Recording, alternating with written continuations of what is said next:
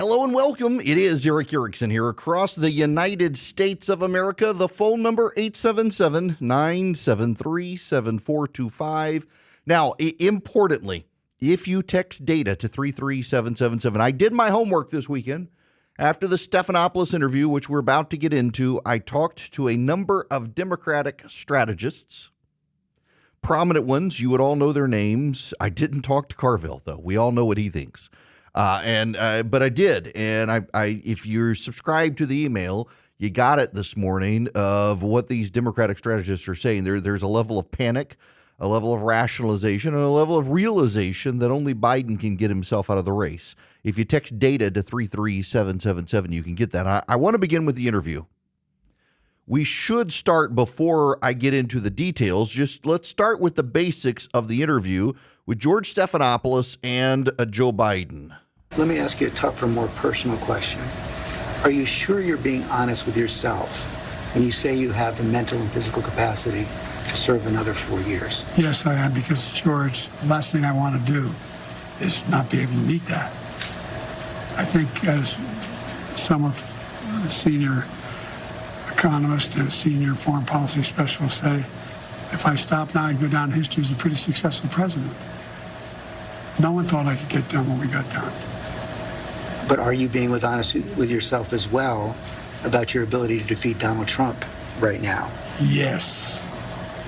Yes, yes, yes. You say that, and let me challenge you. Sure. Because you were close, but behind going into the debate. You're further behind now, by any measure. It's been a two-man race for several months. Inflation has come down. In those last few months, he's become a convicted felon. Yet you're still falling further behind. You guys keep saying that. George, you know polling better than anybody. Do you think polling data is accurate as it used to be? I don't think so, but I think when you look at all of the polling data right now, it shows that he's certainly ahead in the popular vote, probably even more ahead in the battleground states. And one of the other key factors there is it shows that in many of the battleground states, the Democrats who are running for Senate and the House are doing better than you are. Well, that's not unusual in some states. But I carried an awful lot of Democrats last time I ran in 2020. Look, I remember them telling me the same thing in 2020. I can't win. The polls show I can't win. Remember 2020, the red wave was coming. Before the vote, I said, that's not going to happen. We're going to win. We did better in an off year than almost any incumbent president ever has done. They said in 2023, all the tough races, we're not going to win. I went into all those areas, all those districts, and we won. So what you're seeing is Joe Biden in a bubble. And also the red wave of 2022, he said 2020, 2022. He was right. It was predicted until August, and the national media polling began to say it wasn't going to happen. Republicans and their polling insisted it still was. The media polling was right. The Republican polling was wrong. And Joe Biden actually historically, for the first time since 2002, was able to hold votes as an incumbent of the White House in an off-year election. So he's got that going for him, and it seems like his excuses are well rehearsed. The problem actually came a little ways through when you couldn't hear it. But I'll explain the audio here in a minute. There was a sigh, and the camera was on Joe Biden when he sighed, when George Stephanopoulos started recounting how bad he's doing in the battleground polling. And that was not a sigh of, oh my gosh, I didn't know. That was a sigh of, I can't believe this guy's not believing me in my polling, which was in and of itself interesting. And then, of course, there was this part. Would you be willing to undergo an independent medical evaluation that included neurological and cognitive tests and release the results to the American people? Look, I have a cognitive test every single day. Every day I have that test. Everything I do. You know, not only am I campaigning, but I'm running the world. And that's not how it sounds like hyperbole. But we are the essential nation in the world. Madeleine Albright was right. And every single day, for example, today, before I come out here, I'm on the phone with the Prime Minister of, anyway, I shouldn't get into the detail, but. Shouldn't get into the details with his conversation with Netanyahu. Now, had all of this happened, Biden probably could have gotten somewhat of a pass from Democrats. Problem was, it was Joe Biden's final answer that pushed a number of Democrats over the edge. In fact, it was Joe Biden's final answer that was more damaging to Joe Biden than all the rest of the ABC News interview, and it was this one. And if you stay in and Trump is elected and everything you're warning about comes to pass, how will you feel in January? I feel as long as I gave it my all and I did the goodest job as I know I can do. That's what this is about. Look, George, think of it this way. You've heard me say this before. I think the United States and the world is at an inflection point where the things that happen in the next several years are going to determine what the next 6, 7 decades look like. And who's going to be able to hold NATO together like me? Here's the problem. First of all, Goodest, his Goodest, did the Goodest job. The problem for Joe Biden is that the Democrats, thanks to Joe Biden and his rhetoric, believe an existential event is upon us, that Donald Trump is an existential threat to the United States government, to the United States, to its democracy, to the republic. Donald Trump must be stopped. He's a dictator waiting. He's the second coming of Adolf Hitler, many of the Democrats believe. For Joe Biden to what would you say to yourself if Trump would? I gave it my best, gave it the old college try. That's not good enough for the Democrats. They really believe that hell is coming with Donald Trump if they don't stop him. And they were furious with Joe Biden's answer. Here's Jonathan Karl from ABC News. Remember, not a fan of Trump, post-debate review on ABC. Well, George, look, Biden looked better and certainly more coherent than he looked during the debate. But there was nothing in this interview that is calming nerves of jittery Democrats who fear that Joe Biden is on a trajectory to lose this race, to lose to Donald Trump. In fact, for some of those people, the interview is raising new concerns, particularly the fact that he is unwilling or unaware of the fact that he is in a dire situation here regarding the campaign, that he is losing in the view of many Democrats. And frankly, in the polls you cited, that he is losing to Donald Trump. And there was one question that you asked where his answer is particularly, I believe, alarming to some of those Democrats. You asked him how he will feel in January if he has lost to Donald Trump and all that he has warned would happen came to pass. And this was his answer. He said, I'll feel as long as I gave it my all and did the best job I know I can do, that that's what this is about. One prominent ally of the president simply responded to me, wow, when I asked about that question. So the bottom line here, there was nothing in this interview that will force Joe Biden out of the race. There was no, major thing that will convince him or any of his allies. I believe they have to go. But there's also nothing in this interview that will calm the nerves of Democrats who are saying it is time for him. Now, notice that Jonathan Karl corrected him and said best as opposed to goodest. The president said goodest. Jonathan Karl said best. But yeah, that's deeply concerning to Democrats across the country after being told this. Now, the problem here is that where do they go? Do they go with Kamala? Do they have an open convention? This is where the Democratic strategists I talked to came in. One of them pointed out this isn't Watergate. This isn't Watergate. You're not going to have the wise old man go down the hall, go down Pennsylvania Avenue to the White House and tell him to get out. That was impeachment. They were going to tell Richard Nixon, the votes are there to throw you out of office. You've got to resign. They can't do that with Joe Biden. They can't force him out of the office. There's no impeachment threat. There's not going to be an impeachment threat. There's not going to be a 25th Amendment threat. The 25th Amendment threat would actually be the worst possible scenario for the Democrats because it would force House and Senate Democrats to have to decide, is he able to stay in office or not? And they're very split on that. The 25th Amendment, you'd have to have 2/3 of the bodies say he needs to go. You're not going to get that. So it's not going to work. Joe Biden could force his way in and stay in. You've got to convince him to retire. possibly even resign. That's where Nancy Pelosi is someone who comes in. The Democrats I talked to said, look, he doesn't trust the voices in the media. He doesn't trust the New York Times. It's one reason he went with Stephanopoulos is because he does like Stephanopoulos. But you heard that audio. That audio was the levels being raised because Joe Biden was speaking so softly. In the last 72 hours, it's come out a Parkinson's neurology specialist has met with the White House. Soft voice is a symptom of Parkinson's and some dementia. You have a senior White House official telling the New York Times that he's seen enough. Joe Biden isn't competent to run again for office. Another senior White House staff tells Ben Smith at Semaphore this is the case. The dam is bursting, but there's no way for the Democrats to force Joe Biden out of the race. They're going to have some very difficult conversations. Here's Donna Brazile talking with George Stephanopoulos on ABC over the weekend. A critical time for the country. It's a very challenging time for the Democratic Party. Perhaps a sad and difficult moment for the Biden family. We know the stakes are very high. We know what's on the line. Keeping control of the United States Senate, taking back the United States House.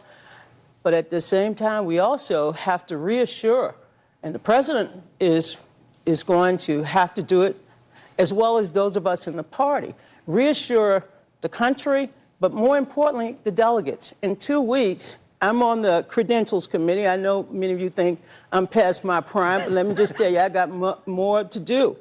But the credentials committee will have to send ballots to all 4,000 plus delegates. Automatic delegates, of which I am one, we're no longer super. We lost that ability to vote on the first ballot. Those delegates who have, by and large, been supportive of the president, they have pledged to the president, they will submit their ballots, hopefully within 1 week, and we will probably ascertain better than any pollster, better than any pundit, better than any strategist, just where the president stands with his own delegates. Because once the delegates nominate him, then the president will have to go to the convention and either release those delegates by making an announcement, or the Democratic Party will have to decide the day after the convention, where do we go from here? Look, there's no easy way forward for the Democrats right now. There is no easy way forward. Joe Biden controls the delegates. And one of the senior Democratic strategists I talked to, one of the more prominent ones, who has ties to this White House, said, here's the problem for Democrats. Joe Biden doesn't want to go anywhere. They can't force him out. You've got the NATO summit this week. Then you have the Republican convention. A week from today, the Republican convention starts. Donald Trump will make his vice presidential announcement. And then in just over a month, you've got the Democratic National Convention. The conversation is going to change dramatically. It's going to be back on Donald Trump. It's not going to be on Joe Biden. The Democrats don't want it to be on Joe Biden. The press will give some cover there as they focus on Trump and his vice presidential pick. And that gives Biden time to double down. So it's got to be this week or not, and things aren't looking good for the Democrats to get him out. It can happen. Here's the problem for Joe Biden, though. This is the first time today Congress reconvenes for the first time since his debate. All of the Democrats have been home talking to their donors, talking to their base, talking to their voters, and it's all anybody wants to talk about. And so panic is setting in. This really is Democrats in disarray territory, and they don't know what to do about it. It's funny to watch. Pop some popcorn. Welcome back. It is Eric Erickson here across the United States of America with the Dems in disarray moment. We'll get into some of that, but I got to play you part of this MSNBC panel. It's glorious. They're melting down on MSNBC over all the press trying to get Joe Biden out. Listen to some of this. I would suggest that the response of that very small number of Democrats who have really come out after the president, and some of the, the media folks that have really come down on him since the election, have done more damage and more harm than the president himself did during that debate. It is naive to think that at this point in the process, you can switch candidates and still defeat Donald Trump. I really wish I really wish Democrats would understand exactly what they're doing right now to their opportunity this November, 4 months from now. Yes. I've just never seen such an absolute creation of a wasteland around a candidate by his own people. So, Basil, you've got Senator Mark Warner trying to organize a group of Democratic senators to meet next week to discuss what to do amid concerns about Biden's electability and the potential for a drag on down-ballot races for the House and Senate. 4 sources familiar with the outreach told NBC News on Friday. To the very important point you made, you trashed Kamala Harris for the last 3 years, right? So a lot of folks out in the electorate and certainly within the party go, I don't think I want to do that. Now you're trashing the president, and you're going to have another meeting now with senators. What the hell are these people thinking is going to happen when you turn into September and whether it's Kamala Harris at the top of the ticket at that point or Joe Biden or, I don't know, pick a rando Democrat and make them the nominee. Right. What do you think what Republicans are going to do with that? They don't. The only commercials they have to do are run the stupid things that are being said now. And it goes on from there. It's like 4-minute meltdown of an MSNBC panel outraged that they would attack Joe Biden, the small number of Democrats and this is their thing. In their echo chamber, it's a small number. It's not a small number. We'll spend some time on the press as well in a little while. How is it that rando people on Twitter knew he was not in good sorts and the media just is completely surprised? Of course, they're not. We'll get there, but it is a meltdown. When we come back, the actual elected Democrats respond. First, I got to tell you, you want something that's going to last longer than Joe Biden. You want a computer that's going to keep you up and going, unlike the Democratic nominee. You want to go to Vision Computers because they can build you something, and they can be your tech support completely free if you bought your computer from them. But let's say you need tech support, you can't afford tech support, and you didn't buy a computer from Vision. It's okay. They can still, for a small annual fee, $179 a year, they can be your tech support. They'll give you a special number. You can call 15 seconds or less. You get the answer to whatever you need for your computer. All you got to do is call them, 404-COMPUTE, 404-COMPUTE, or visioncomputers.com. If you call them at 404-COMPUTE and you tell them Eric Erickson sent you, they're going to give you an even better deal. They can build you computers. They can service your existing computer you didn't buy from them. If you buy a computer from them, they're going to add that service in complimentary. They're a great company. 404-COMPUTE or visioncomputers.com. Any one of you nationwide can take advantage of this. Anywhere in the nation, they can help you build a computer or service your computer. They can do email support, printer support, all of it. 404-COMPUTE. Give them a call today. You can get your answers from them faster than a Google search. 404-COMPUTE or visioncomputers.com. Welcome back. It's Eric Erickson here across the United States as we chronicle the cavalcade of Democrats in disarray who don't know what to do. So over the weekend, Bloomberg released a poll showing Biden actually going up after the poll and doing better in the swing states. And of course, his campaign rushed to trot it out. The only thing greater than these people's arrogance is their incompetence in Biden world. They're not highly respected. They're not the Obama team, which actually knew what they were doing. This team really doesn't. They ran against Donald Trump once, and they think that this is 2020 all over again, and it's not. The problem is a muddied message coming out right now from the Democrats on what to do, how to proceed, and who's with who. Chris Murphy is a senator from Connecticut who absolutely thinks that Joe Biden can hold his own and can defeat Donald Trump. You're a seasoned politician. Do you believe that at this point, Joe Biden could beat Donald Trump and stop the litany of things that you just listed from happening? Oh, absolutely. Listen, I think the president needs to answer those questions that voters have. If he does that this week, I think he will be in a very good position, and we can get back to what this campaign needs to be, a contrast between Joe Biden, a decent, honorable man of character, and Donald Trump, a pathological liar who has advertised that he wants to endorse and mainstream political violence in this country. But again, if the president is unwilling to do the things necessary to restore voters' confidence or answer voters' questions, then of course he has a decision to make about what the best path forward is for the country. But if he answers those questions this week, there's no doubt that he can win this race. There's a lot of caveats in there from Chris Murphy, and then you've got Bernie Sanders. You're a leading voice on the left in this country. Does President Biden now have your full support? President Biden can clearly defeat Donald Trump, the most dangerous president in the history of this country. And the Notice choice he didn't is say quite has clear. his support. You got in Trump somebody who wants to take away a woman's right to control her body, who thinks that climate change is a hoax and who has turned his back on the working class of this country.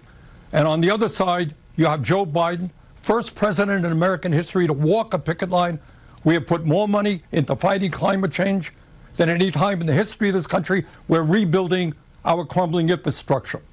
But this I do want to say, and where I am critical of the Biden campaign. It's one thing to talk about your record over the last 3.5 years, which is a strong record. But the American people are hurting. 60% of our people live in paycheck to paycheck. 25% of elderly people are trying to get by on $15,000 a year or less. The American people want an agenda for the next 4 years that speaks to the needs of the working class of this country. And frankly, I don't think the president has brought that agenda forward. He has got to say, I am prepared to take on corporate greed, massive income and wealth inequality, and stand with the working class of this country. He does that, he's going to win and win big. You notice Bernie Sanders is trying to use this as leverage. He's not saying explicitly he'll support him. He's like, well, if he does the super woke socialist progressive things I want and packages them as attacking the rich and corporations, sure, I'll support him. Not really reassuring, but also Bernie Sanders is dismissive of Mark Warner of Virginia. Warner wants to get senators together to do the walk down Pennsylvania Avenue to tell Biden to get out of the race. And Sanders is dismissing John Fetterman. In fact, one of the Democratic strategists I talked to said Fetterman's a problem because Fetterman went through the whole stroke stuff and rebounded, and he's defending Biden. And Biden's going to look at that, looks at John Fetterman as some sort of working class guy and says, that's my guy, and he's sticking with me, I'm sticking with him, and that's a problem. Then there's Maxine Waters. Remember her? Now, I want to tell you, no matter what anybody says, it ain't going to be no other Democratic candidate. It's going to be Biden, and we better know it. And guess what? Not only does he understand, he should have done better in the debates, but hell, he started to do better already. Did you see the latest interview? And he gets stronger, and he's going to do better every day. But we know, and these members are going to tell you all of the things, you're going to hear from Troy, all of the things that he's done, not only the HBCUs, not only for Medicare and making sure that all of us with diabetes had a cap on the cost of insulin, and going to tell you what he's done for the veterans and for the seniors. And he's also going to tell you Biden is going to be grabbing on women's private parts. Now, that's Maxine Waters. Notice she's going to say they're going to tell you what Joe Biden has done, not what he's going to do. It's part of the problem here is a campaign being run in the past. If Trump pivots to here's my vision of the future, which he's starting to do because of the Project 2025 stuff, we'll get into that later. Trump's got his own Agenda 47, they call it, as opposed to this Project 2025 that the Democrats are trying to tie to him. He's got a forward-looking campaign coming. And, the problem is Adam Schiff. Adam Schiff is the Democratic congressman from California who is seen as Nancy Pelosi's acolyte. He's going into the United States Senate, and this is him on Meet the Press. And let me ask you about next steps, because obviously there are going to be meetings on Capitol Hill. Leader Jeffries, Mark Warner, concerned about down-ballot races. Are Democrats in trouble with Joe Biden at the top of the ticket? Look, there are concerns with the impact on down-ballot races if the president doesn't do well. Is he dragging down down-ballot races as we speak? At present, our down-ballot candidates in the Senate and House are doing well. They're all ahead. They are running well ahead of the president. But you can only run so far ahead of the president. And So obviously Joe Biden is going to need to consider for his own sake and his own legacy, can he beat Donald Trump? He's the best to beat Donald Trump. But also the profound impact this decision, maybe the most important of his presidency, will have on the House, on the Senate, on the future of the country. That's not exactly a ringing endorsement. And you know where the conversation is pivoting because of it. Back to Adam Schiff. Let me very quickly ask you about the vice president. You saw the polling. One poll shows her doing better against former President Trump. Do you think she's a stronger candidate to take on Donald Trump? I think the vice president would be a phenomenal president. I think she has the experience, the judgment, the leadership ability to be an extraordinary president. Could she win overwhelmingly, Congressman? I think she very well could win overwhelmingly. But before we get into a decision about who else it should be, the president needs to make the decision whether it's him. I don't want to get into a debate. I don't think it's good for the party to get into a debate over, okay, if not him, then whom, but rather let's focus on the fundamental decision. Oh, notice it's not a ringing endorsement of Kamala Harris. And what's the conversation about who it should be? It's going to be Kamala Harris because she's the only one who can get the money. But also, it's not just him. Here's Chris Murphy again on CNN. Okay, last question. If the president does at the end of maybe this week, you're saying that really is his effective deadline, decides or people decide around him that he is not the best person at this time to be the Democratic nominee. Do you think that the party should rally around Vice President Kamala Harris, that she should be at the top of the ticket, or should there be a more robust discussion and debate before or even at the convention? Yeah, I don't think that's a necessary or helpful conversation right now, but I will say this. Kamala Harris has been an extraordinary vice president. She has been a major part of this administration's domestic and international successes. She's somebody that I know and trust. But right now, I think the focus has to be on the president using this week to do the things necessary in an unscripted way in order to answer the questions that voters have. And if that doesn't happen, then obviously the president has a decision to make. But I think that all of that has to happen in the coming days. I just think that the clock is ticking. This is going to be a really important and vital week for the country and for the president that so many of us know and love. You're not exactly ringing endorsement of Kamala. On the front page of the New York Times yesterday was a picture of Kamala Harris standing next to Joe Biden, and her stock is rising in the party. It's becoming her party. They're starting to talk about her. But again, to Chris Murphy's point, to Adam Schiff's point, to all their other points, Joe's the one who's got to decide whether or not he goes. So back to the Democratic strategists I talked to. Essentially, they're agreeing with Chris Murphy that this is kind of the drop-dead week, because then you go into the Republican convention, you get Trump's vice presidential pick, you get the DNC, you've got NATO this week, he's got a press conference on Thursday. He's got to decide this week because the conversation starts to change. So the Democrats, now back in Washington, D.C., have all of the energy they need to muster their angst towards going to the White House and saying, you've got to do something. You've got to get out of this race. You're going to cost us. And if Joe Biden says no this week, the conversation moves to Donald Trump. It moves to a Republican convention. It moves to a Republican vice presidential pick. No one knows who it's going to be. It moves in ways that the rest of the Democrats, it doesn't work in their favor. It works in Joe Biden's favor, and they really want him to go. In the New York Times and in Semaphore, you've got senior White House officials saying it's time for him to go. You had Joe Biden give a series of radio interviews to black audiences on July 4th. That now, according to one of the hosts who did one of those interviews, she's admitting that the White House gave her the questions.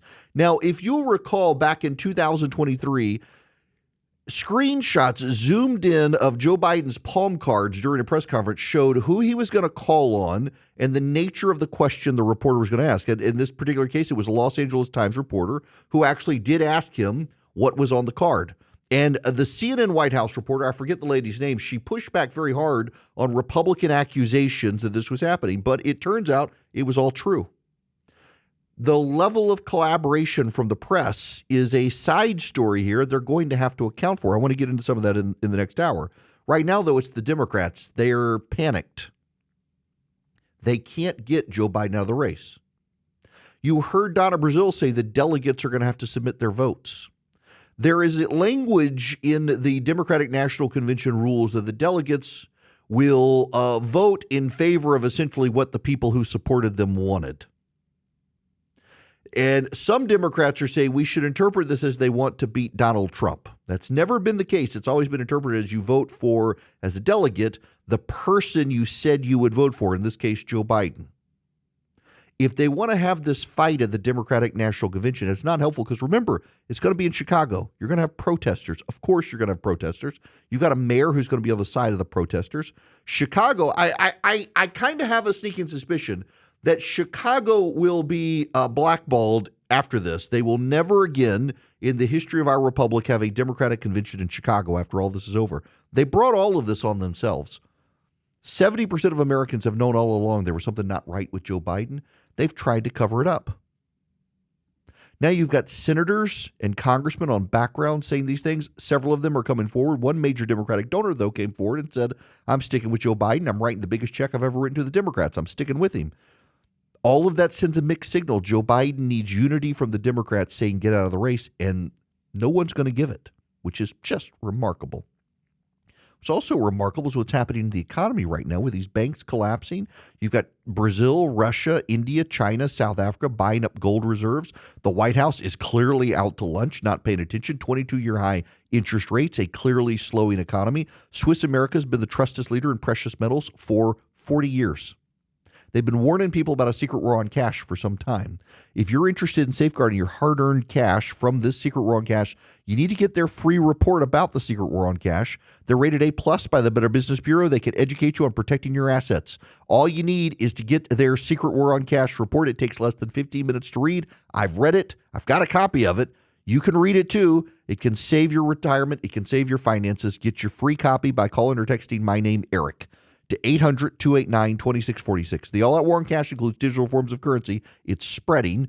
Just mention Eric when you call or text 800-289-2646. 800-289-2646. One more time, just mention my name, Eric, when you call or text 800-289-2646. Message and data rates may apply.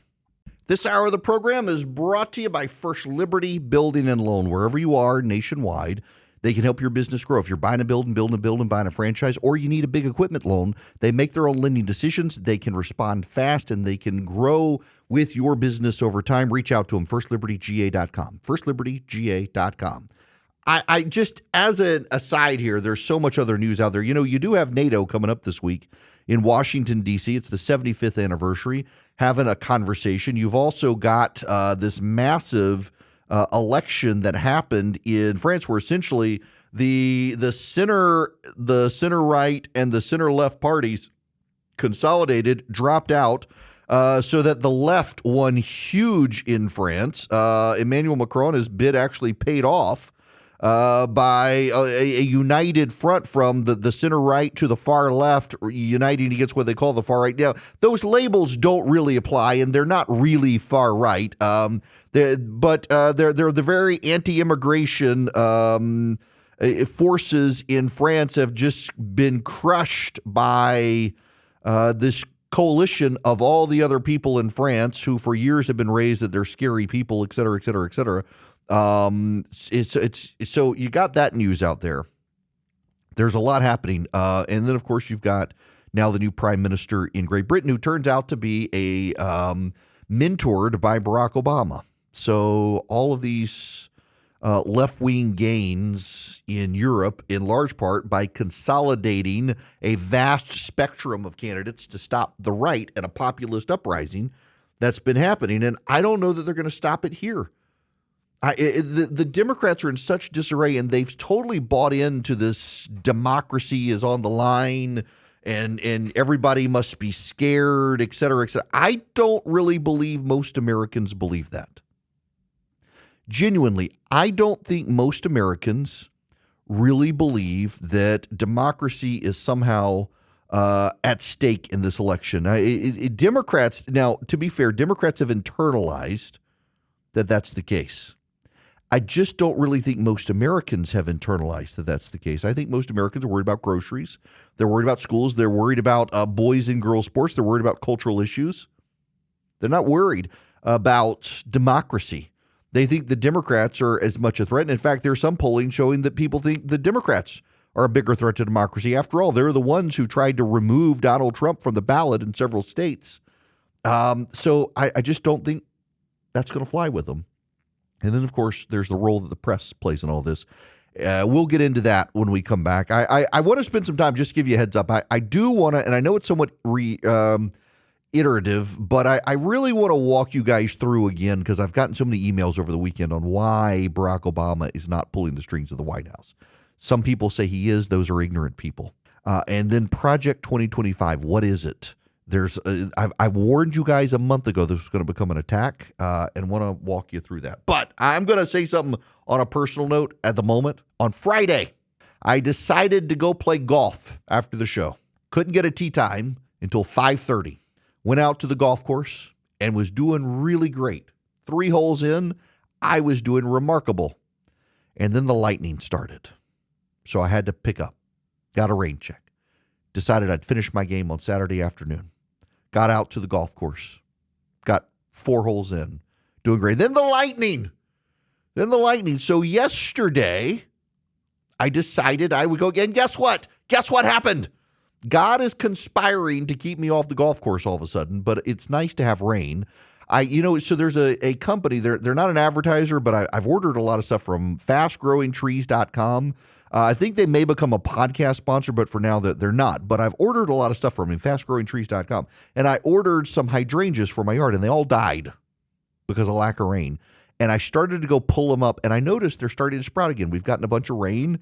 My water sprinkler system was broken, and suddenly I'm happy. My hydrangeas, they're going to survive, thank goodness. Some of them are fine. It's the ones that were the black. The sprinkler system broke. I myself had to figure out how to fix it, and I was able to fix it. I did my handy duty.